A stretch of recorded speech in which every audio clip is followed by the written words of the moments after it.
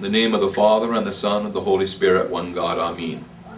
More than 30 years ago, I asked my father of confession, how should I confess? And he said, read Luke chapter 7, verses 36 to 50, the gospel that we just prayed. Now think about that just for a second in that context. You are somebody who is new in the church. Think about yourself as a young adult. Because as a young adult, you are responsible for yourself, but you are relatively new about making decisions for yourself in the context of the church. And somebody is there before you and you are asking for advice. How do I confess? Many people are confused about how to confess. My spiritual father gave me this.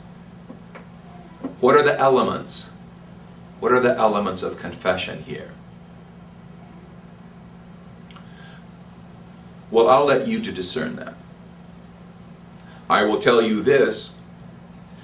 As many times as people have asked me how to confess, I have never burdened them with this particular word. Because it's a burden. It's a burden. Can you imagine any of the women in our church using the hair of their head to wipe somebody's feet? There was a play at St. George Church. You may remember the name Danny Bugdaddy. Maybe you don't. Danny Bugdaddy played the person of Jesus Christ. Susanna Khalil played this woman. And she started to cry when people told her that she had to imitate the gospel message and take her hair and wipe them on Danny's feet. At the time, she was around 16. Can you imagine the vanity that has to be dispensed with? The pride. See, where is it that humility rises from except the ashes of vanity and pride being burnt at the stake of futility? Because as much as you try to do something or to create something, you can't do anything. The Lord said in the Bible, who can add by his own machination 1 inch to his height? What can you do? Mostly you can manipulate small things that are inferior to yourself. And that's about all. Because when you come up against someone who is exactly the same power and exactly the same capacity, how well do you do in that struggle? If they're on an opposite side of an issue, how well do you do? If you are smarter than they, or better educated, or more experienced than they, you have an opportunity to encircle them with logic and force them into acceding to your point of view. But if they're exactly as bright as you and as educated and as experienced as you, they may counter every single move you make, like a chess match that ends in a draw. So what do? This is something that comes from inside. No one can force you to say, I love you, and mean it.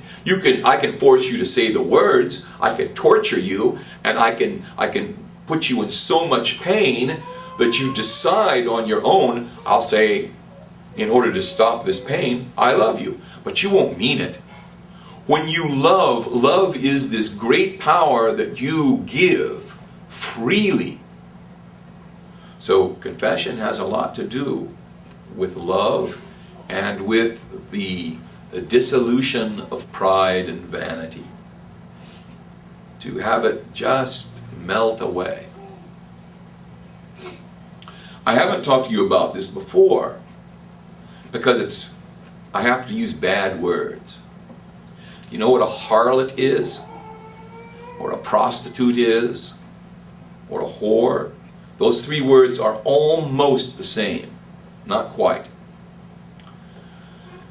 It's someone who sells virtue it doesn't, as it means today, primarily somebody who sells their body. It means somebody who sells something that is pure to gain advantage. That's prostitution. It can be a man who is a brilliant physicist, and he's given all sorts of inducements to create a nuclear weapon. We know this as the Manhattan Project. We know the names like Robert Oppenheimer. And these are people that use the brilliance of their mind, working off of the predecessor, Einstein, to create a nuclear reaction and a bomb. And we know that the purity of the physics was never meant for that. And Oppenheimer, at the end, he hated what he had done. It's kind of like the prostitute who sells herself and then wakes up the next day and despises herself. She has the gold or the money that she's received, but she's lost virtue. And virtue once lost is so hard to regain. Now I'll tell you what I'm talking about. This woman was a real woman that was at the feet of the Lord. But this woman is a symbol of the church. Now when my father of confession gave me this, I, as a single constituent part of the church, a single entity, one solitary person, was in a sense the church. If everybody dies out but one Christian, that Christian is the church. So each of us has the imprint exactly of everybody else. And in the eyes of our Creator are all equal, all important, and all loved to the same extent. We do not all love back. We do not all give back. We do not all respect. And we do not all prize the gift of virtue that we have been given. You know the scandal of the televangelists. You know about Jim Bakker and people in the 700 Club and people that, you know, enriched themselves to an extent that was, well, it was completely obscene. And this is prostitution. This is becoming a harlot, using something that is so pure and so sacred, and to use it as leverage in the lives of other people to gain money so that they would have material advantage. And they would pull verses out of the Bible because they knew the Bible better than the people that were offering them their money. They'd say, whoa, isn't it written that you do not muzzle the ox who treadeth out the grain? Well, I'm the one who's produced all this. You know, my name is Oral Roberts. I have a university. And I need another building. Oral Roberts actually threatened at one point on television that the Lord was going to take him away if he didn't get this building built. And all I need is like $22 million. Or some, you know, that's all. But if you don't give me that $22 million, I'm going. Who could say such a thing? You know, these people, I wonder what they're going to say to God. We can say, well, look, God, yeah, I bent the rules, that's right, but look what I built. And I built it in your name.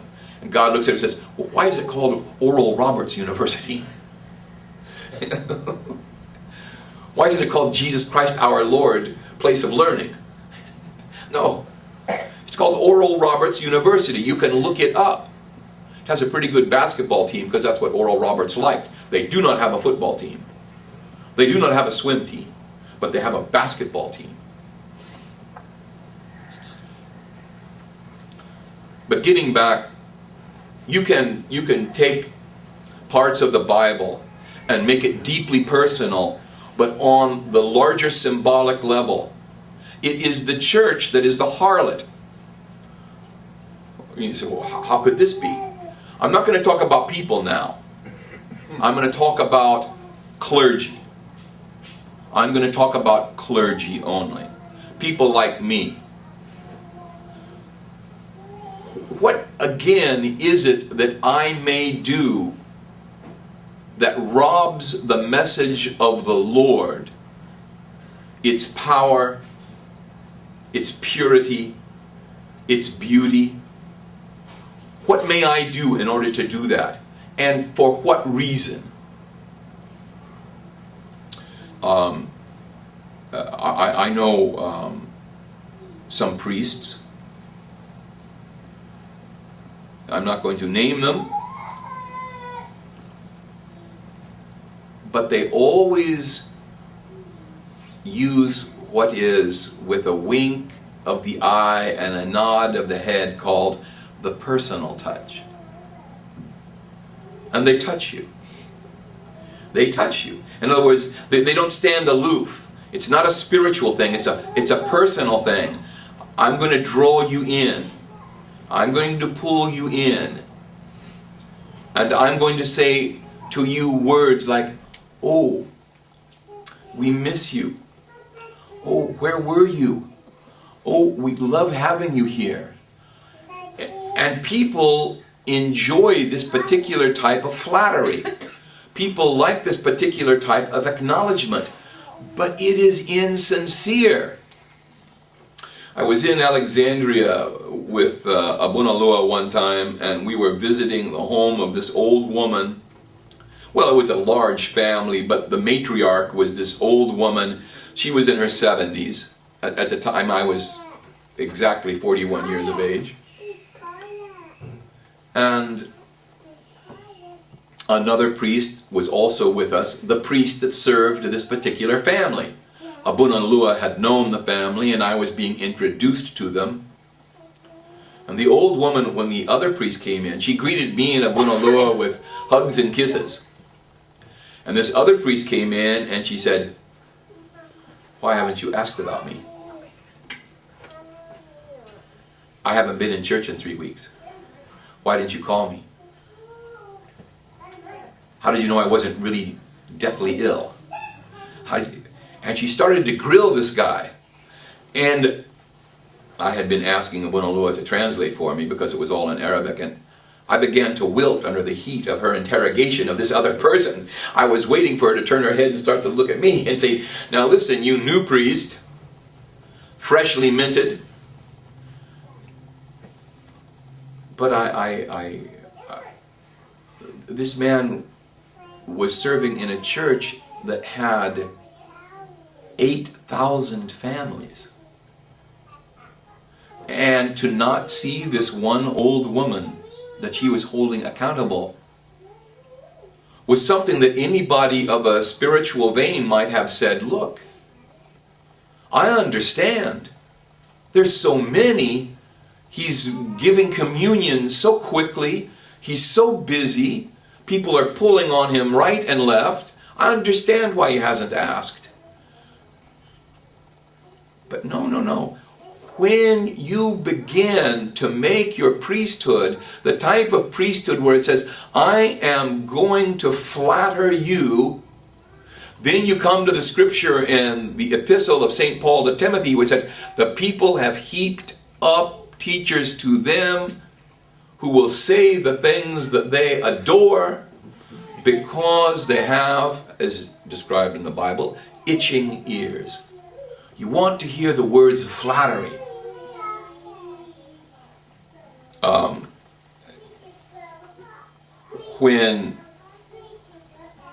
When I pray at the altar, I have some priests that I pray for who are between 3,000 and 10,000 miles away. And they don't know that I'm praying for them. But if prayer has the efficacy that's promised in the Bible, then my prayer is just as important as somebody who's patting them on the shoulder, making them feel emotionally and playing to the lowest common denominator something in their own home church. I am doing something just as important, perhaps more important, because it doesn't then have the potential to develop a cult of personality. What happens when Billy Graham dies? Franklin Graham? Franklin Graham? Are you joking? What happens when the great preachers that are today going around, when they die? Their sons try to pick up the family business. And it's a family business with family aircraft and family homes. And they say, oh, this all belongs to the church. Yeah, well, who does my home belong to? The bank. And I pay for it over and over and over and over. Refinancing it as I have done to put 2 children through college. But when I die, I don't take it with me. It goes to someone else. So yeah, when they die, they leave their house behind. So, and that jet, I mean, you only need a jet when you want to fly. And how often do you want to fly? It's not like they're carrying, they have rationalizations that are beyond what we expect authors of fantasy to write. So what is the church? And what are the people of the church that are in positions of leadership? They're deluding people by playing to, look, I have a grandson that you know I love more than my own life. I don't take my grandson to 7-Eleven to feed him. I don't give him candy and cake and pie and ice cream before he has had any kind of a decent meal. I make certain that he has fresh food, that nothing that, unless it's beyond my understanding, that nothing will be impure that he eats. And he eats well. And then, at the end, he may have something sweet. And after that, he must brush his teeth. I take care of him. I take care of him, not pandering to him. There was a song by Sammy Davis Jr. about, 25, 30 years ago called The Candy Man. The Candy Man is another term for a person in the ghetto who sells drugs. How you feeling? You feeling low? Got some amphetamines. You feeling high? Got some barbiturates. You want to feel mellow? Got some reefer. You want to go into outer space? Got some acid. You want to dance all night at a rave? Got some ecstasy. You like alcohol? Here's a Thunderbird. Fortified wine. Big hit in the ghetto.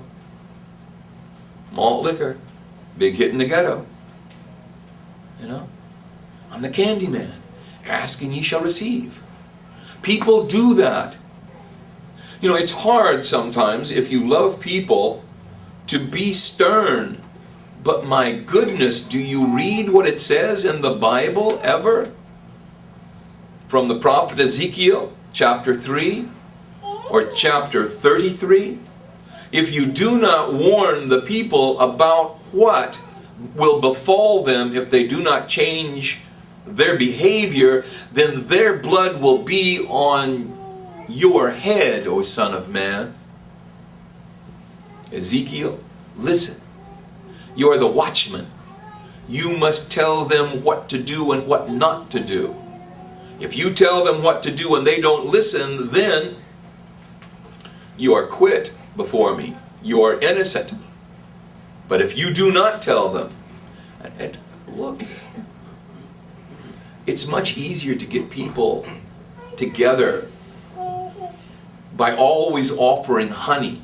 But what does a diet of honey do to you over time except rot your teeth and give you diabetes and obesity? What will a diet of honey do? Priests have so many, they just smile and have a good word, smile and have a good word. What would you do if you met somebody who was stern and there was somebody smiling? You choose the smiling person. It's in our nature, but it's wrong. And this is what Jesus pointed out to Simon the Pharisee when he was in his house. Do you see this woman? She has completely humiliated herself. How does the church humiliate itself? You go to confession. You confess every single last sin that is in you. You break yourself in front of Jesus Christ. The priest is there as a witness. It's not between you and the priest. Forget that. The priest may be going to hell, and you may be going to heaven. It's not your concern where the priest goes. It's the priest's concern where he goes. And he should be dealing in the same way with his Father confession that you are. In the time that you are saying every dirty, nasty, ugly, embarrassing thing about yourself. But you break yourself at the feet of Christ. And then you sacrifice, because that spikenard, that fragrant oil, the nardo, that's an inside joke.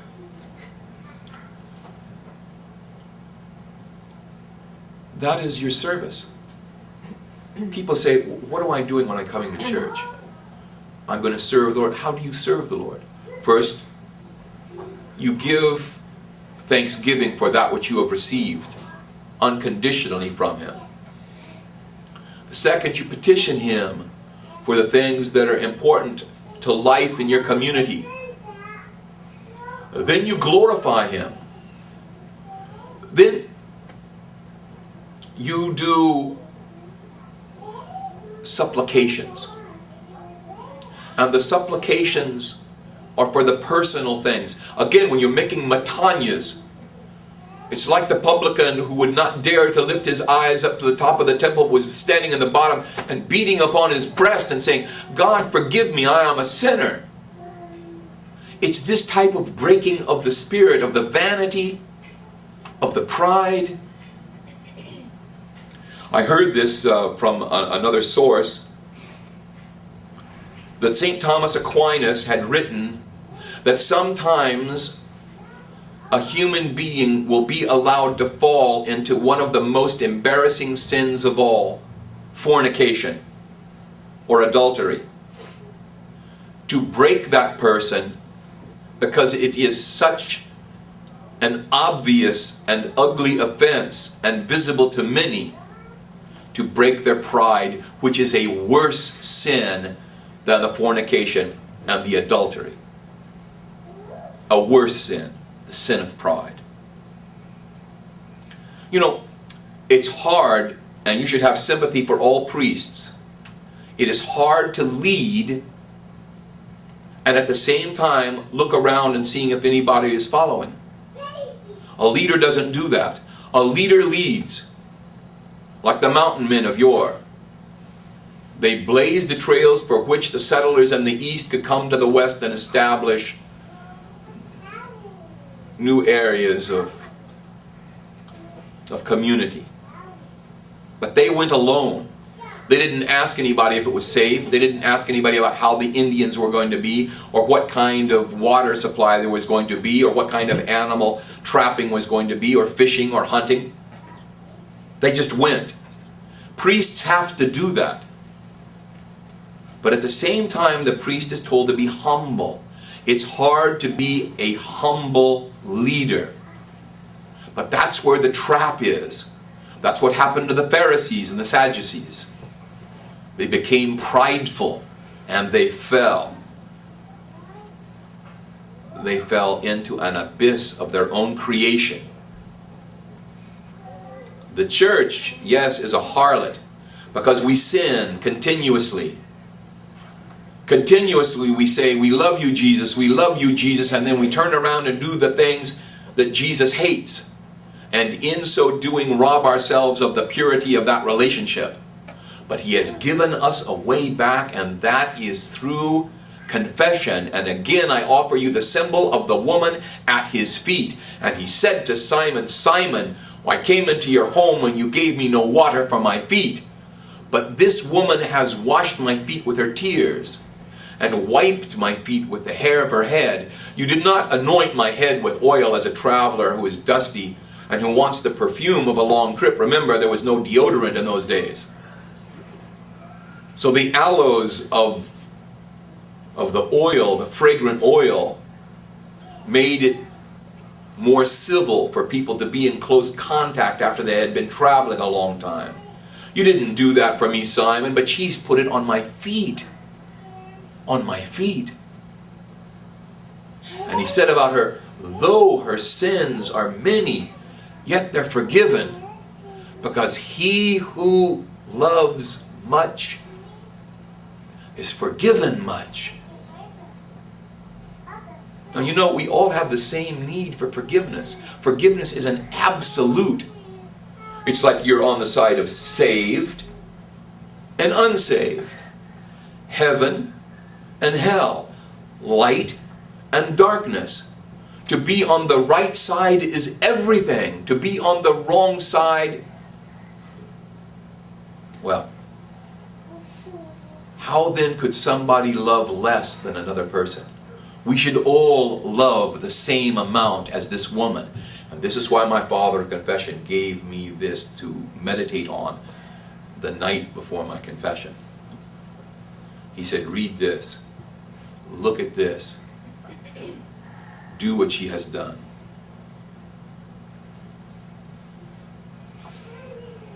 I hope I've reached you with this. It's very important, not just because it was the first spiritual word of instruction that I received, but because the church, us, this community, the little church of St. Cyril, the larger diocese of Los Angeles and Southern California, the Church of the United States of America, the Church of Canada and Australia and Europe and all other places where it is, the church in Egypt, it still comes down to the least constituent part, which is a single soul. And that soul must be broken. Upon whom the rock falls, it will be crushed.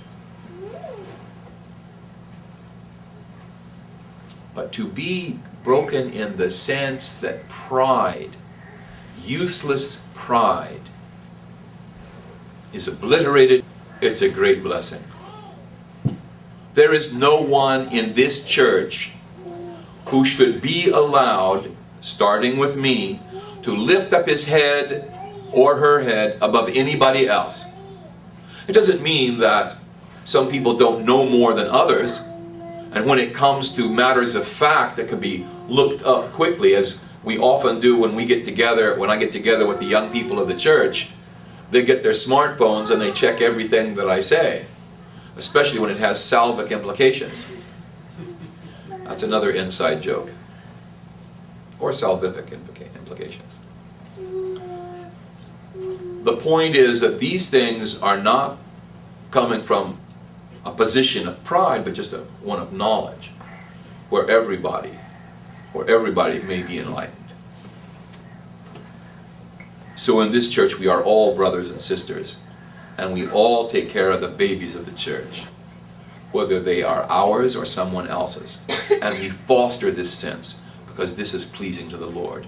Glory be to his holy name, both now and ever, and unto the age of all ages. Amen.